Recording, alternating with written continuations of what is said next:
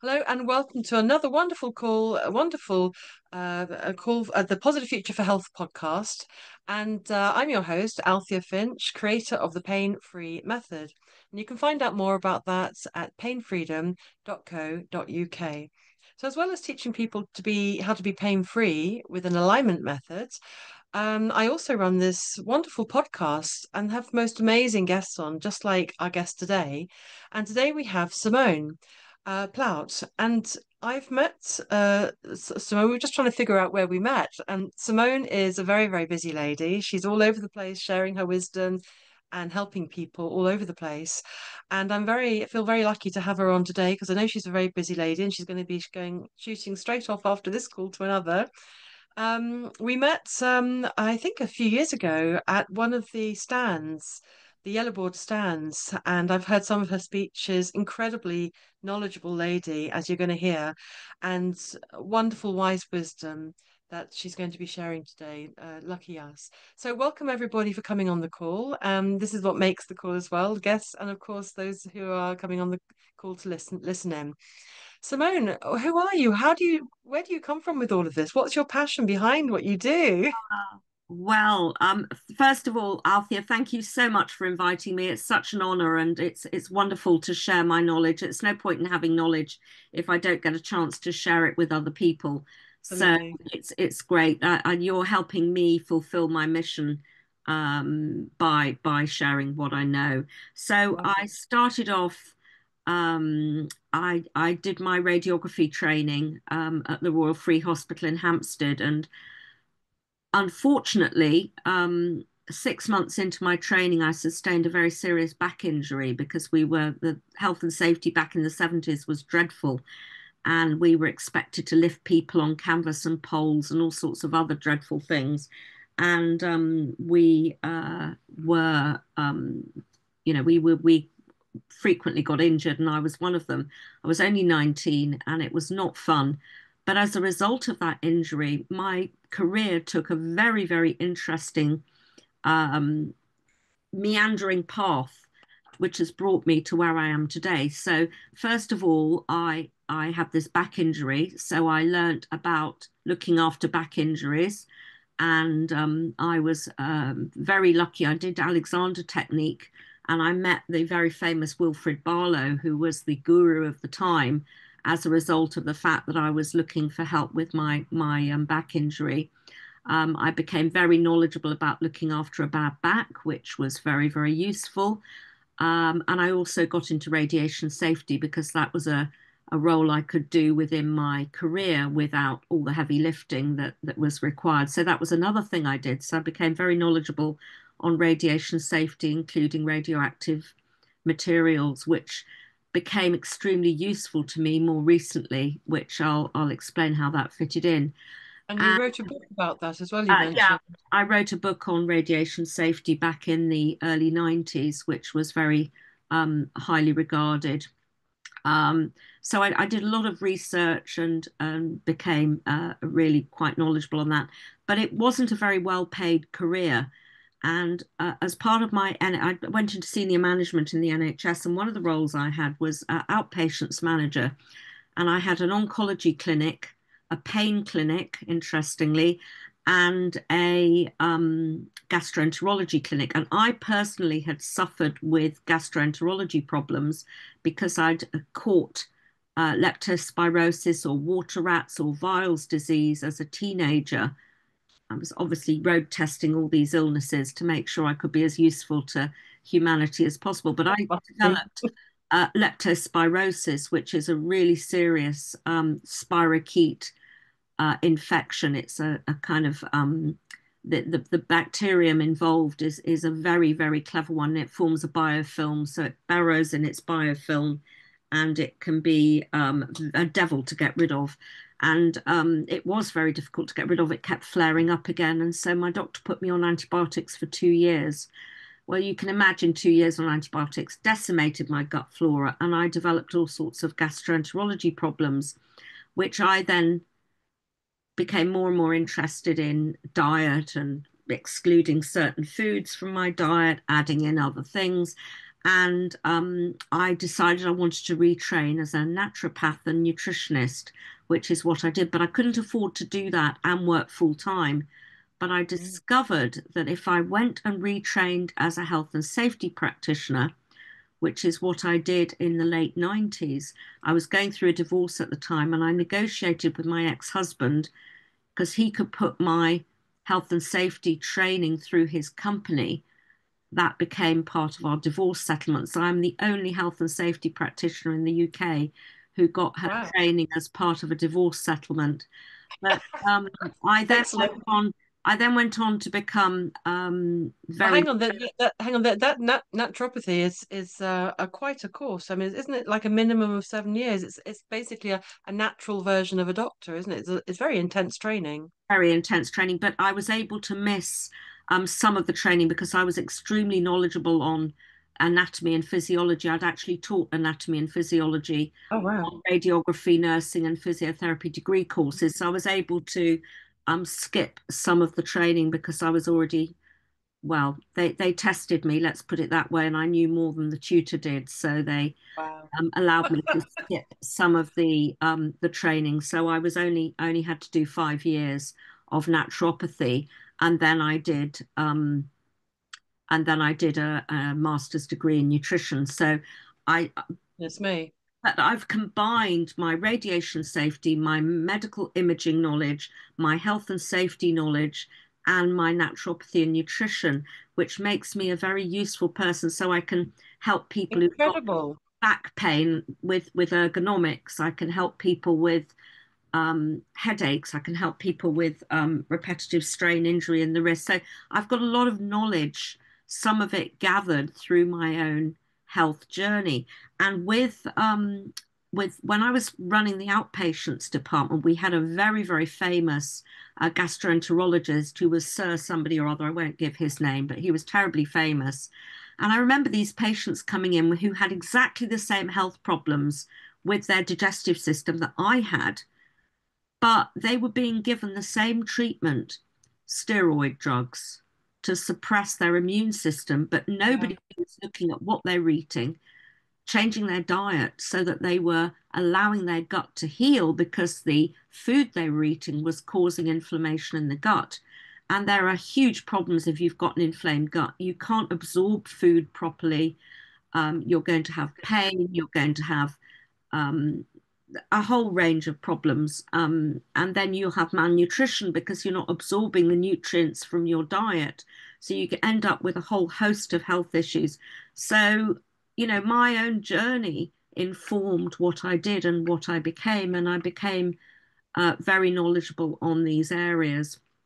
I've also had a battle all my life with eating disorders. I had Right. anorexia, bulimia, and overeating problems as a youngster. So I've also learned about how to help people with those. So I've got a lot of knowledge, which I'm really, really happy to share Wow. with. My quite lady, I didn't know so much about you because I've never had a proper chat really. I've seen you many times and did listen to your speeches, but not had a proper chat with you about you. I had no idea. I mean, you're quite a lady. I mean, the naturopathy is 5 years, and then a nutrition isn't that about 2 or 3 years in itself? Yeah, I was very, very lucky. I was working for a medical charity. I was head of health and safety for the MS Society medical charity. And I did my research while there, and I was really lucky. My boss allowed me to take Tuesdays off so I could go and attend my lectures. And then I would work till 8 o'clock at night all the other days of the week to make up the hours Yeah. because I was off on a Tuesday. I'd go back in on a Tuesday after college and stay at work till 8 o'clock when the office is shut. And then I would work late every night to make up the hours so I wasn't reducing the Gosh. hours that I worked. And that worked really, really well. And I did my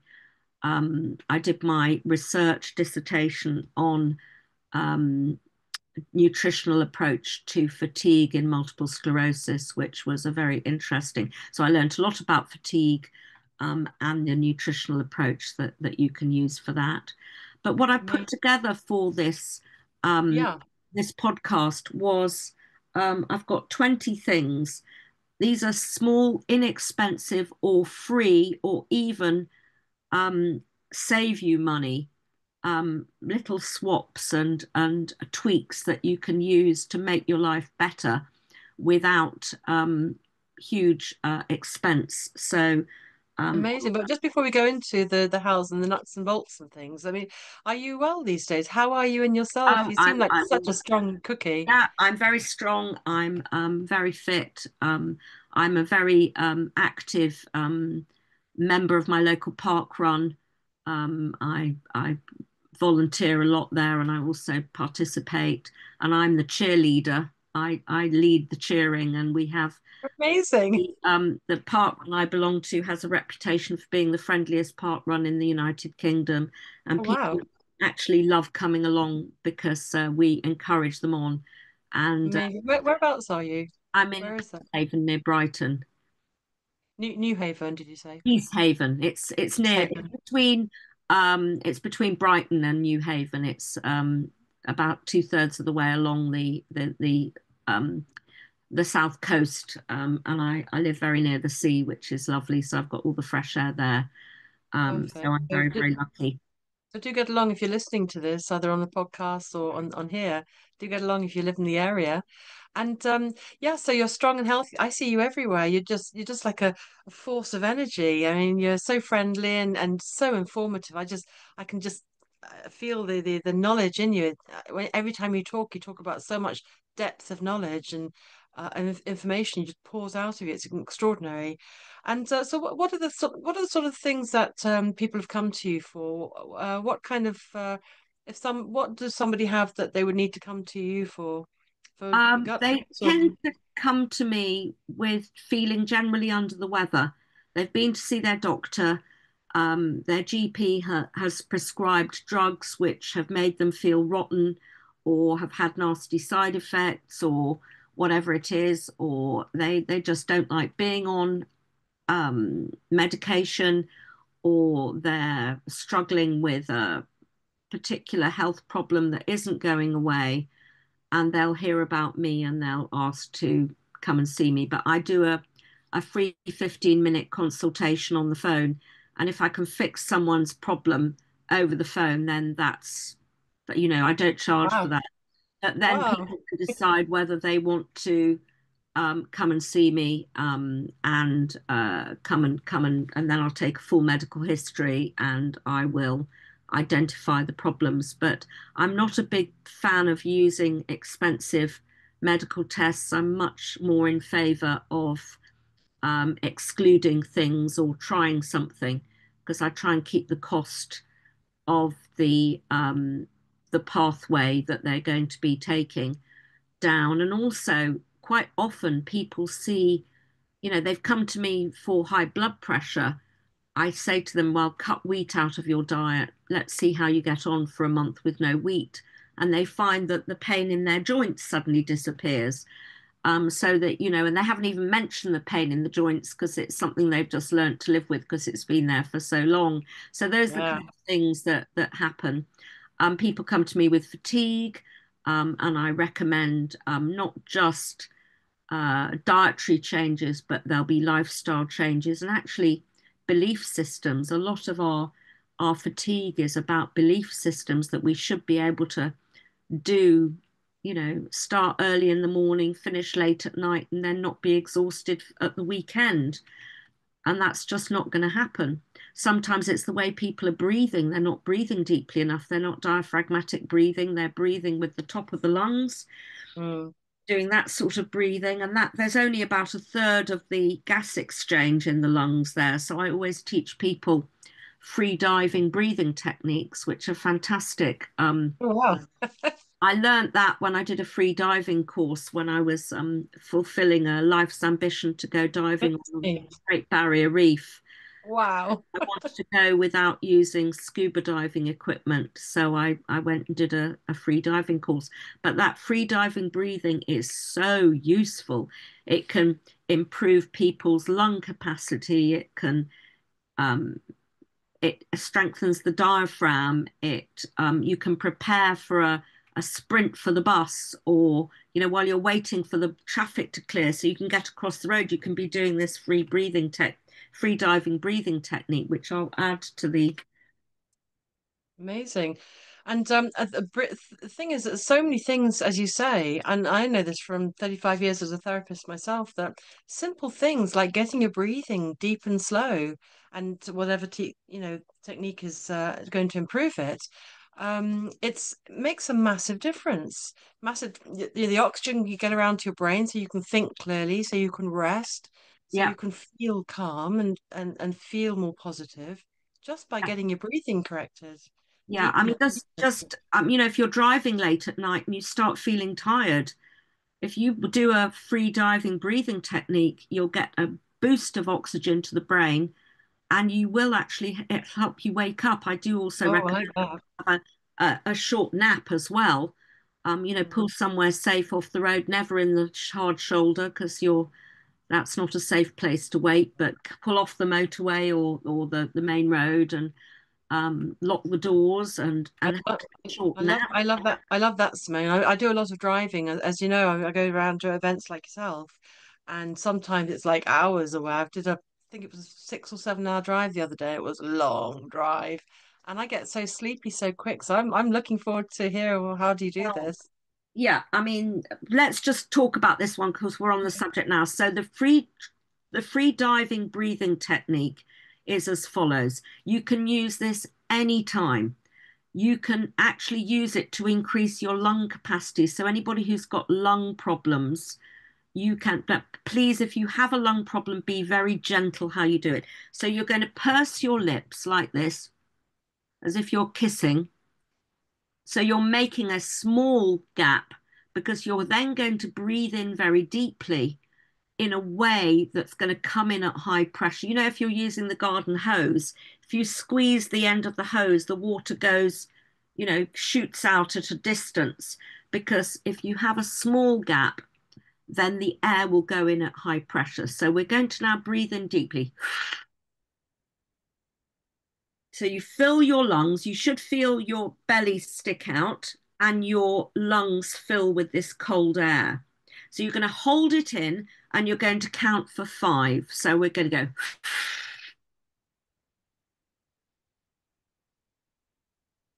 like that. And then when you breathe out, you're not going to breathe out. We're not going to do that. What we're going to do is we're going to breathe out with a sussing noise because you don't want to breathe all the air out. We need to keep a little bit of it in the lungs. The reason for that is if you breathe all the air out, your blood carbon dioxide level will go too low and you'll get lightheaded and dizzy. We don't want that. We need to keep some CO2 in the lungs, and then we're going to take in another breath. So I will show you. Don't join in for now. I'll show you, and then we'll do it together. So we're going to go.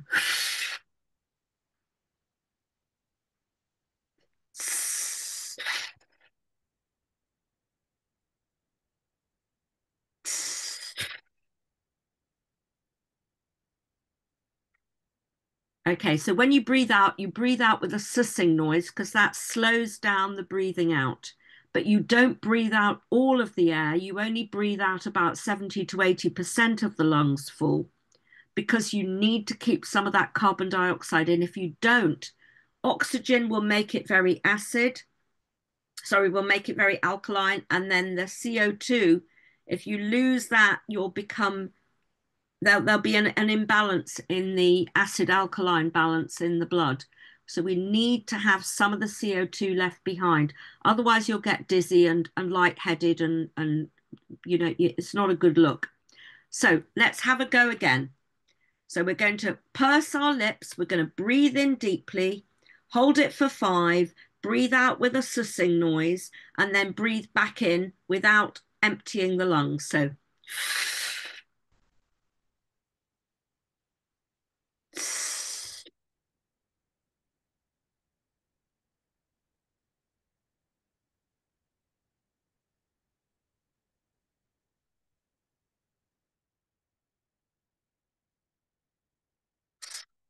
that's enough for now because we're not about to go deep underwater looking at barrier reefs or whatever. We're not about to cycle up a very steep hill. but you'll notice you feel quite alert, awake, revitalized. And if you're about to climb very steep stairs, that is a great thing to do before you do it. You will literally float up the stairs. I'm going If to you're give it a about go. to run for a bus, that is a great way to prepare yourself. So there you Fantastic. go. Okay, Thank so you. I'm going to that's try that when I'm going to try that when I'm driving, and that's because yeah. it's So if you get it very really helps. tired, that is a great way to wake you up and get you prepared. But I would also, if you're falling asleep, for goodness sake, come off the road and make sure you have a short nap because the problem with a car accident when you fall asleep at the wheel is you're not going to be braking. You're going to hit the car in front at very high speed because you've fallen asleep. So Yes, it's really indeed. important that you make sure you safeguard your safety and that of other road users, and Thank have you. that nap. Wonderful. Thank you, Simone. And can you tell us about people you've taken through from when they came to you to when they left you? What kind of changes did people experience through your hands and your guidance? Can you tell us about? They'll have more energy. They'll have a reduction in symptoms. Sometimes they have a complete reversal of symptoms. Can you give an example? Can you tell us? Is it possible to tell us about I anything? have a particular client who was very, very ill in hospital with a terrible infection, really serious. He was uh, the medical team were planning on amputating part of his body, and I recommended to his family a particular intervention, which they were able to bring in and give him.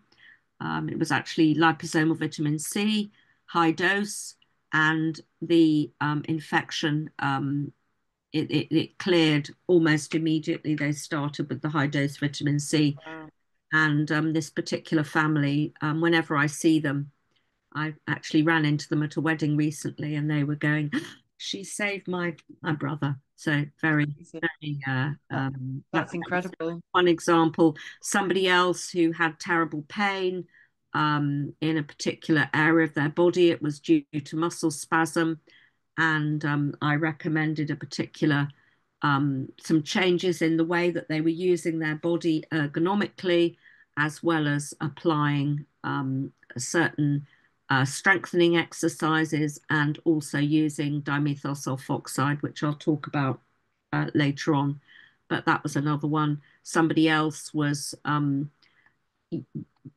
had the wrong posture at the computer and was getting pain in the back of the neck and headaches. And I was able to immediately identify what the problem was. So I'm bringing my ergonomic knowledge, my health and safety knowledge, my um, anatomy and physiology, and my nutrition and naturopathy knowledge into what All I in do. one. Amazing. And what are these 20 things that you wanted to share? Right. Well, the number one, this is going to save you money. So I think you'll probably pay for the investment within a few months. So I am suggesting everybody turns off their Wi-Fi at night. And the way to do it is you can get an inexpensive plug-in timer, which you set up to go off at, I don't know, 10 o'clock at night and come back on at 6 a.m. for the Wi-Fi router.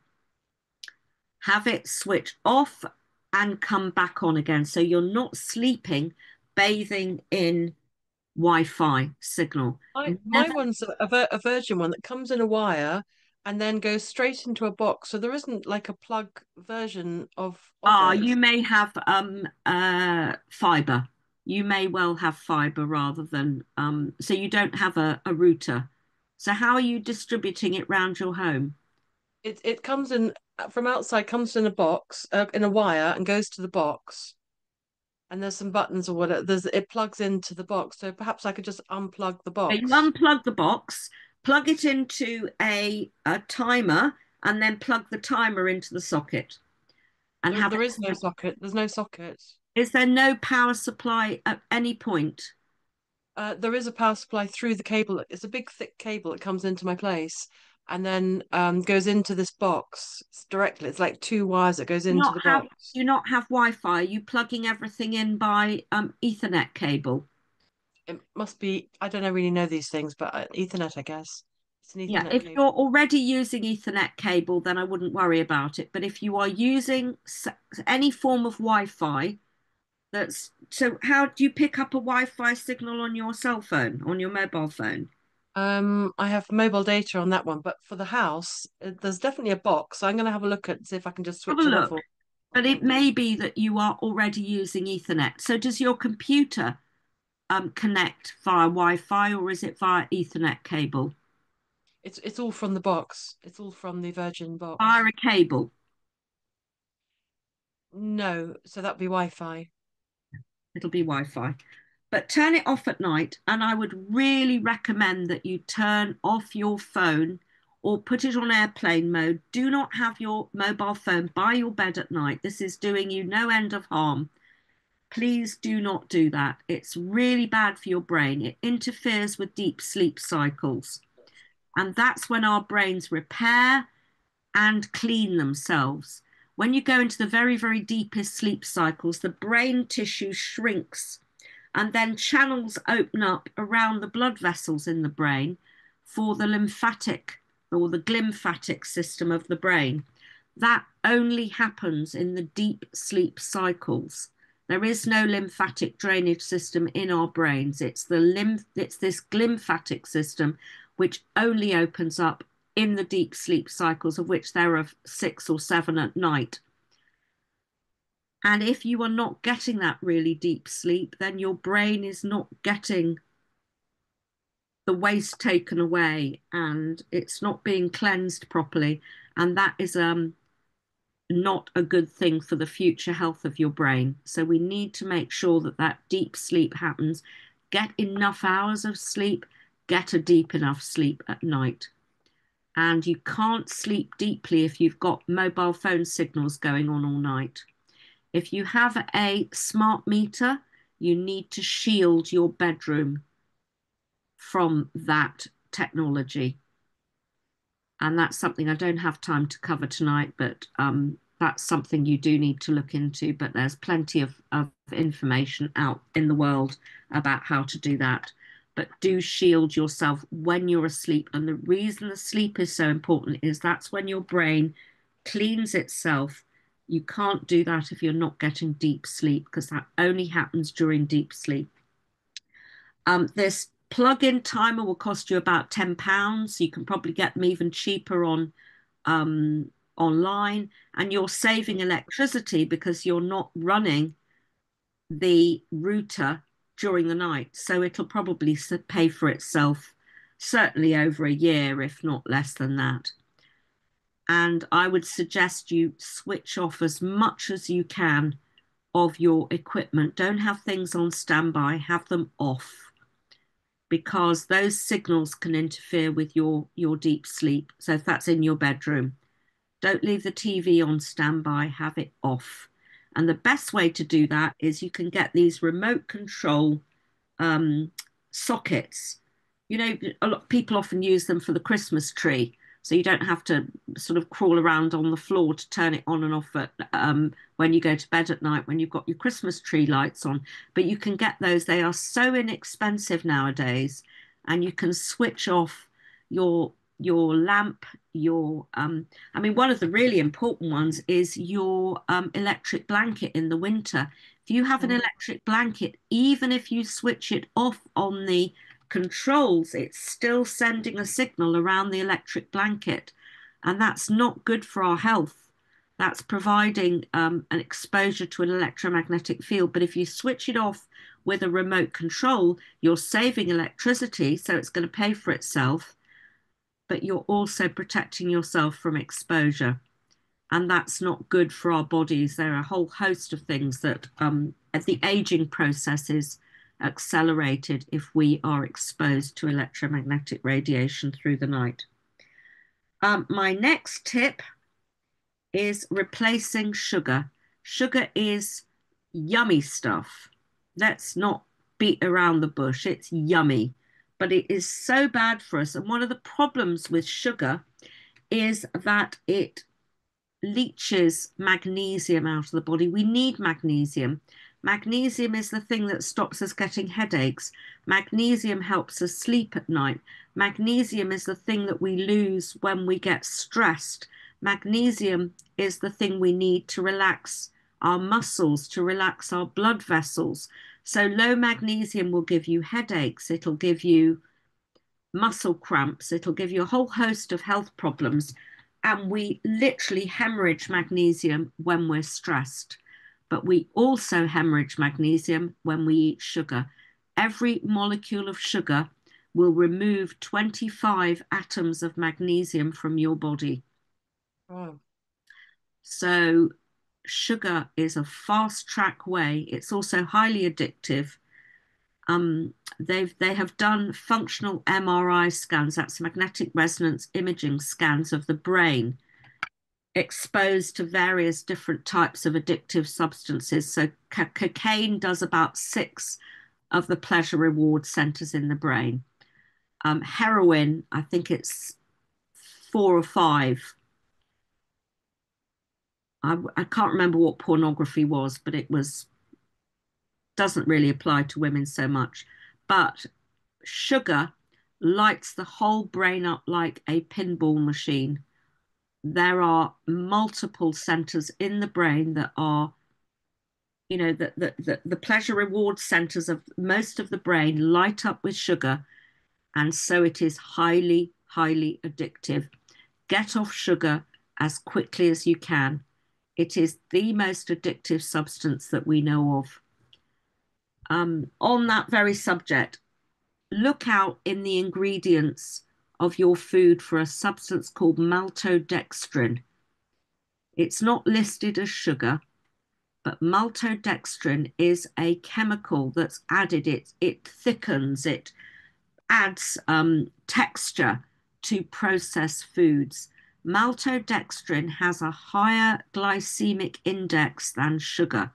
It spikes blood sugar far higher and more quickly and for longer than does sugar. It's evil stuff. And it's added to a lot of processed food. It's even isn't that present. isn't that isn't that the one that's like 8 times the sweetness of sugar, and they use it? Is that the one? Maltodextrin? Is that something else? It's not sweet. It doesn't taste anything like that, but it is a really it spikes blood sugar and then it massively increases insulin release. Now, when you produce a lot of insulin, you will be hungry. Insulin is a promoter of hunger. So if you are producing insulin, it's a devil of a job to manage your weight under the influence of maltodextrin and sugar in general, but maltodextrin is even worse and it isn't even sweet. So it's one of those stealth health saboteurs. In fact, I've just come up with that. That just came out of my mouth, but I'm going to write that down. Self-saboteurs. A stealth health saboteur.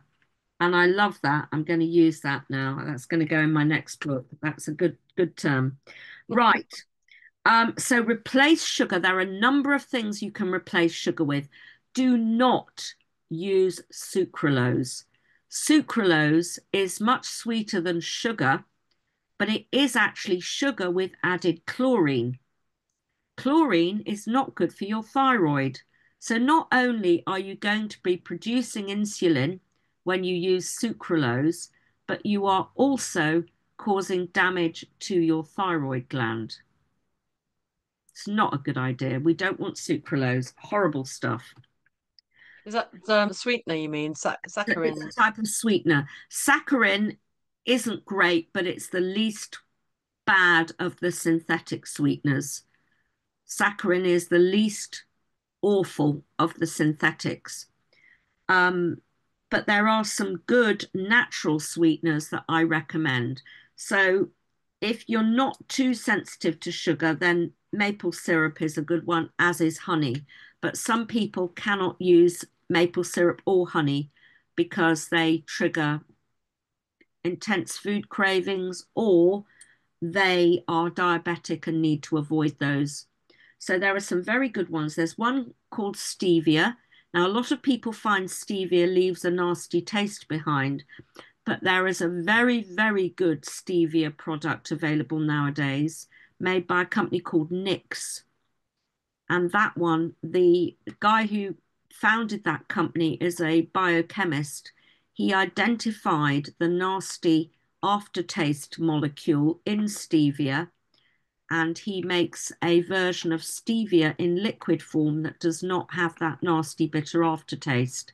So that is a really good um, Mm, company. And they do a brilliant. whole range of delicious snacks and things, which are, they do honeys, and they do a sugar-free maple syrup with stevia in. So it's really worth looking at Nick's.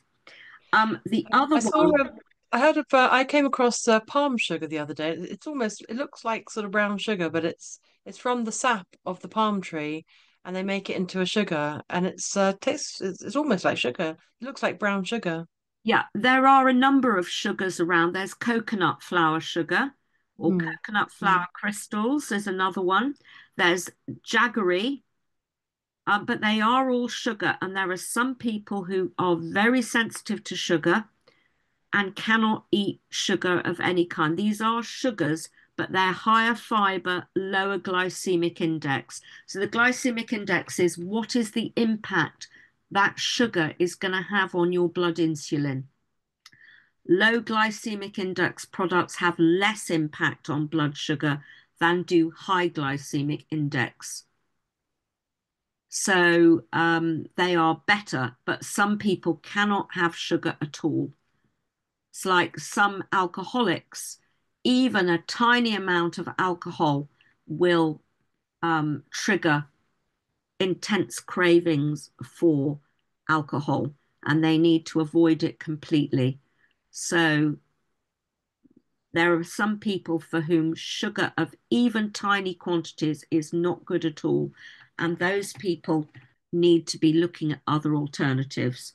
Now, the one I am a big fan of is something called monk fruit powder. Monk fruit powder, you may well have never come across. It is a Chinese fruit. It was discovered by monks, which is why they call it monk fruit. And this is literally unprocessed, it's dried fruit powder. It's the powder of a dried fruit, and it doesn't have fructose or glucose in it. It has a chemical in it called mogroside, which is very, very sweet, but it's not unhealthy. It's not unhealthy. Now, it's not easily found in the UK. It hasn't yet been authorized. It's a sort of novel new product.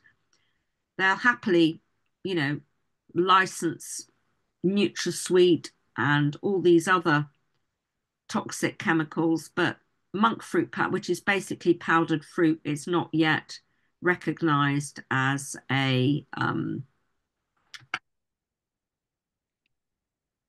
free, it's not, it cannot be used in the food industry as yet. You can buy it, but you can't use it if you're manufacturing products. It But just I, sounds it looks a bit like a custard fruit, more or less. yeah, it does. There's a company in the UK that provide that where you can buy monk fruit powder, and they are called Buddha fruit. That's BUDDHA hyphen fruit.com, I think they are. And they, I'll just double check that. I think it's Buddha fruit. And they really urge people to try monk fruit powder. It's incredibly sweet. It's very pricey, but one bag will last you months and months because you use such a tiny amount of it. Mhm. So it's a really, really good product. So let me just double check. It's Buddha fruit. Um, I'm sure it's buddhafruit.com. BUDD. Here we go. Buddhafruit.com. Cool. And they've got lots of information about the product, how it was discovered, and there are other companies that sell monk fruit powder, but a lot of the time, I'm just double checking the website. Um, Simone, let's open up to question time because I know you have to leave on the dot, and I'm keen for everybody to have a Yeah. chance to speak to you directly. Okay. Um, so I'll make it so that if you want to speak to Simone, you'll be able to unmute yourself, just unmute yourself or raise your hand. And Sally, please go ahead.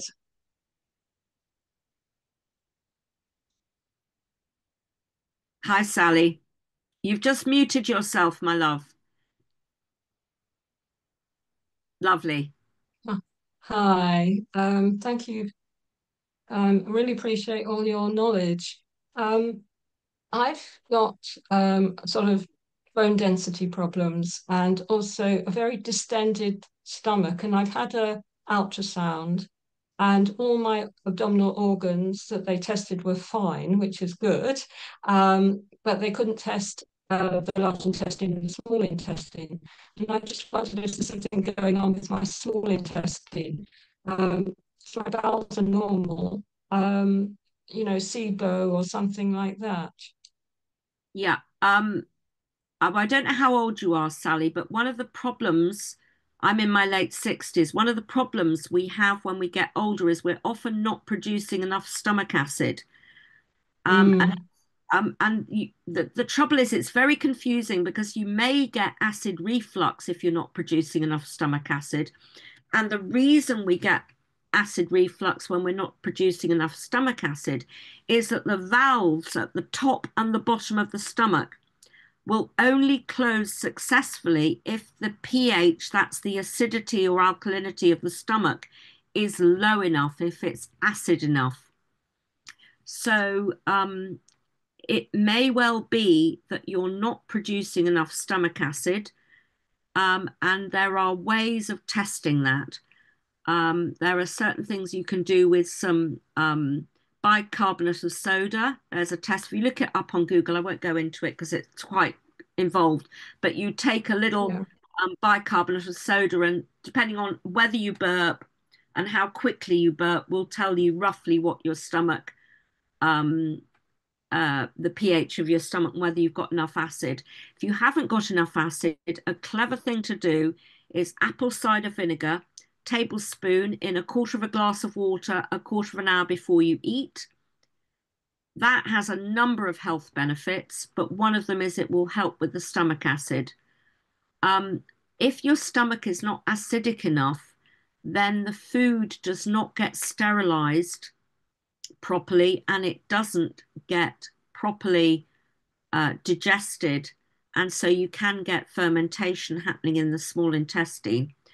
What I suggest you do, the cheapest way of treating this, if you can bear it, is to fast for 24 hours and let that everything go through. Any bugs that are growing in your small intestine will not, they'll not be very happy if they have nothing to eat for 24 hours.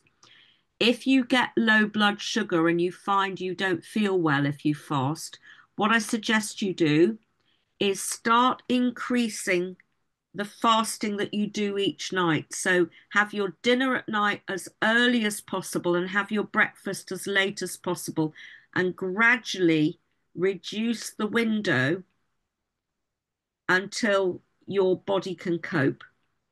And eating a low carb diet will help much better tolerate not eating for a longer period because then you're reminding your body how to metabolize fat and you won't be struggling with your blood sugar going into your boots.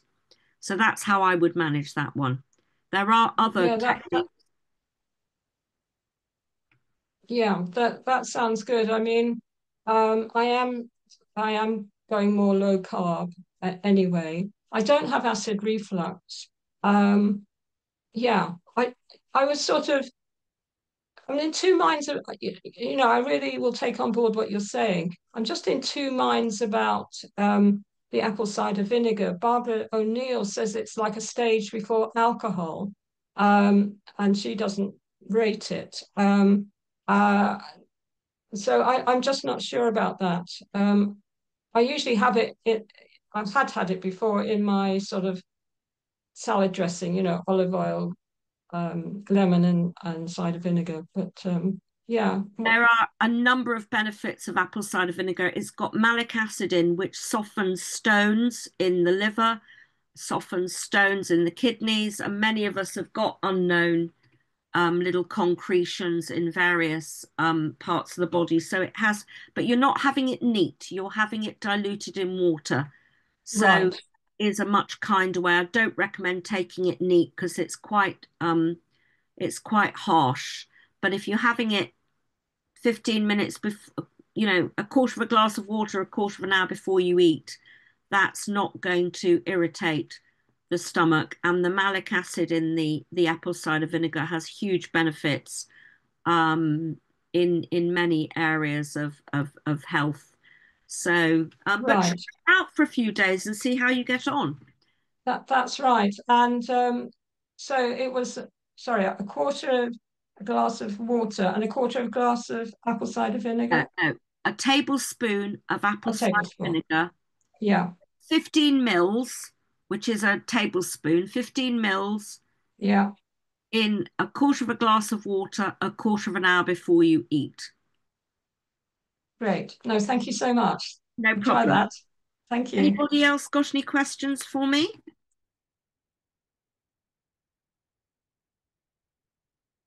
Well, if there are no more questions, I can go back to my list of if anyone has a question that comes up, do pop them in the chat. But I'll carry on with my list. So Okay. chewing gum, I really urge people not to have chewing gum. It's horrible stuff for the planet.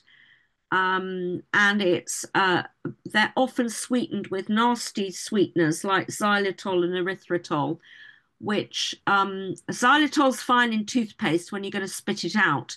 But if you're going to be swallowing it because you're chewing the chewing gum, then it can cause bloating, wind, and discomfort in the gut because these are sugar alcohols which can ferment in the gut and cause all sorts of problems. The monk fruit sweetener I mentioned in the previous tip, they often cut it with erythritol, and that can cause bloating and wind and discomfort. So you want the pure monk fruit powder without the erythritol. If you're not affected by it, then that's not a problem, but many people are. So instead of chewing gum, put a couple of drops of organic peppermint oil in your drinking water. And then you've got this lovely, refreshing, minty flavor to your water, freshens your breath.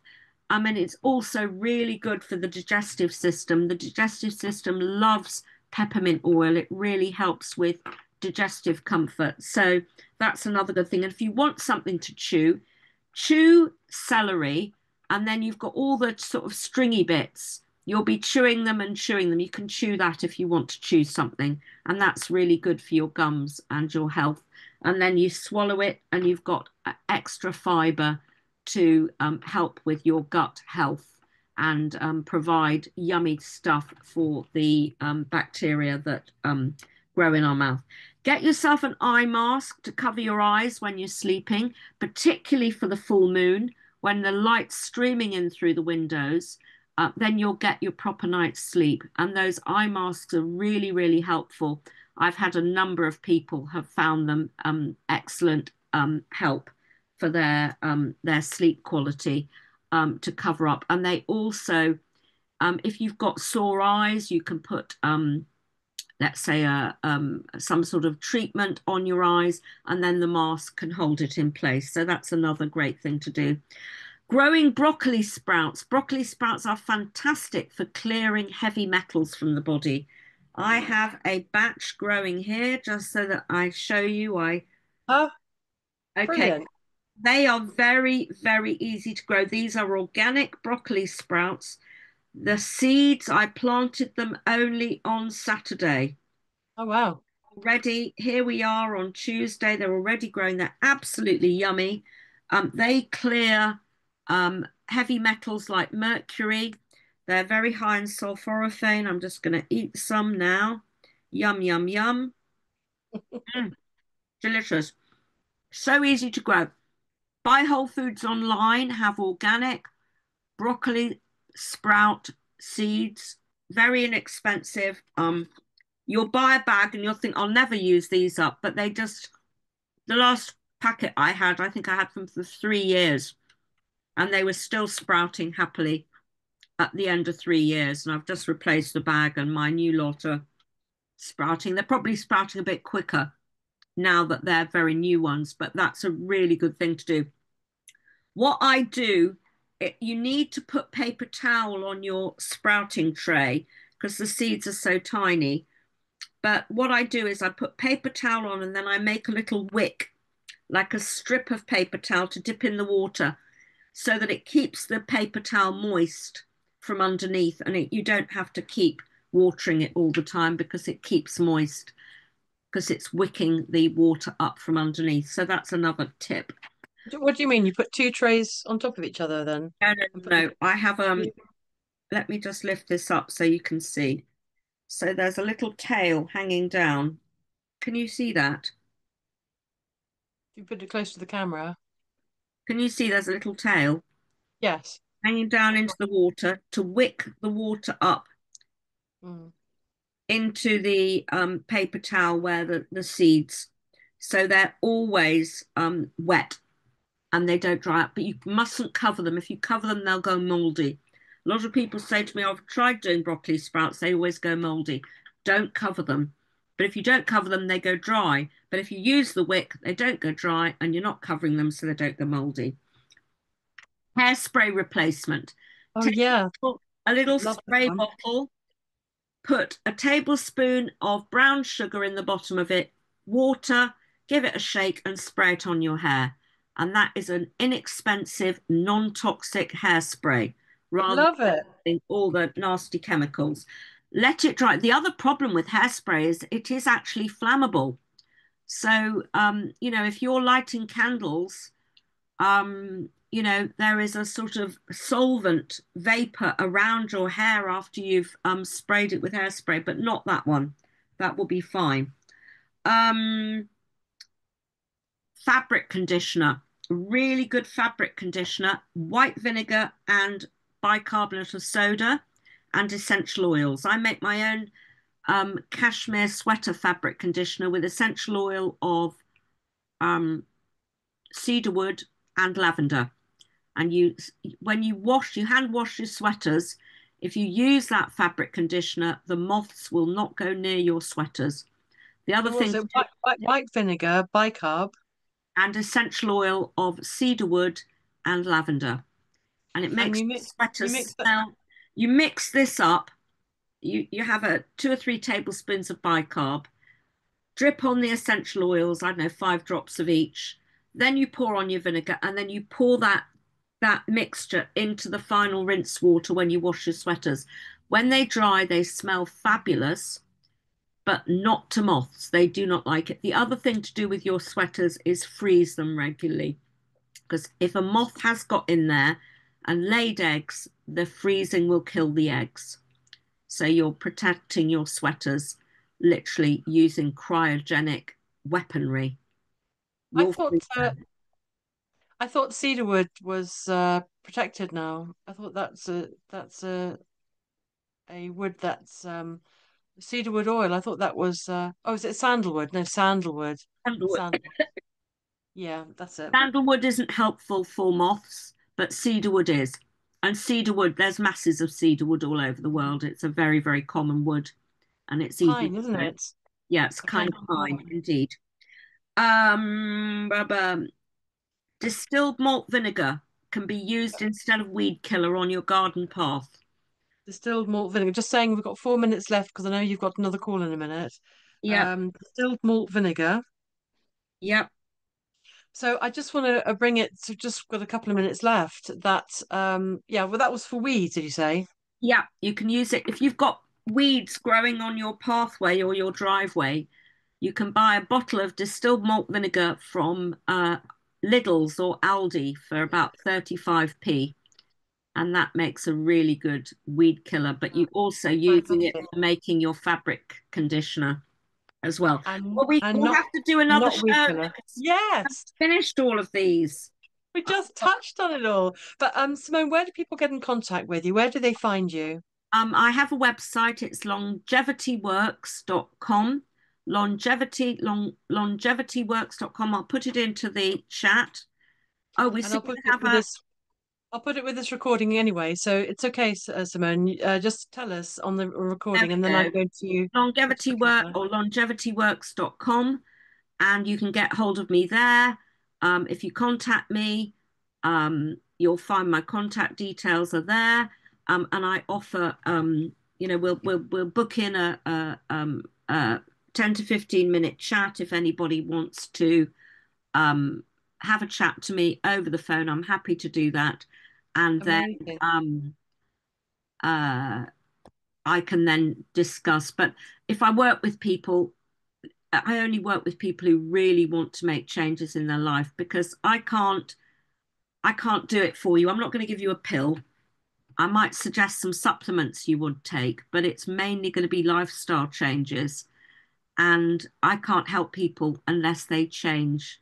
So I really love working with people who want to make changes, and I will give you the tools and the guidance to do that. But it's got to be something you really want because sometimes giving up something like sugar or bread, people say, "Oh, I can't give up bread." Well, I can't help you because if your joint pain and your arthritis is caused by the amylopectin A in the bread, then I can't help you. You're going to have to go gluten free.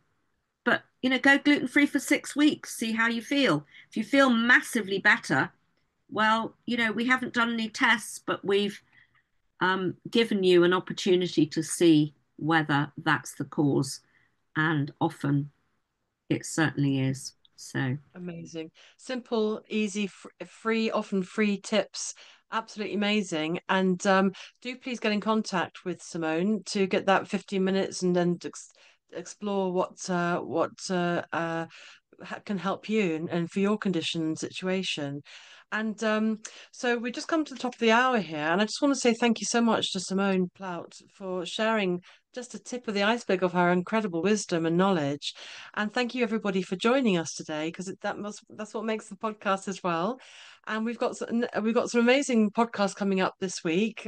Lots more amazing guests just like Simone. So do go over to painfreedom.co.uk, and if you see the drop down menus, it says more about healing, and you'll see it says podcast, and all the podcasts you can choose from to come on to speak to more wonderful guests. And mm. Simona, I always like to leave my guests with the last word. What word or thought or guidance would you like to leave our viewers with today? The best beauty tip I can ever give you is to smile more often. Oh, and That's do your amazing. pelvic floor exercises. Oh yeah. Thank you so much, Thank Simone. Wonderful you've come on, and thank you so much for sharing your incredible knowledge. Do get in contact with her, and thank you everybody for joining us today. Thank you to the guests for joining in. That's been lovely to meet you. Fantastic.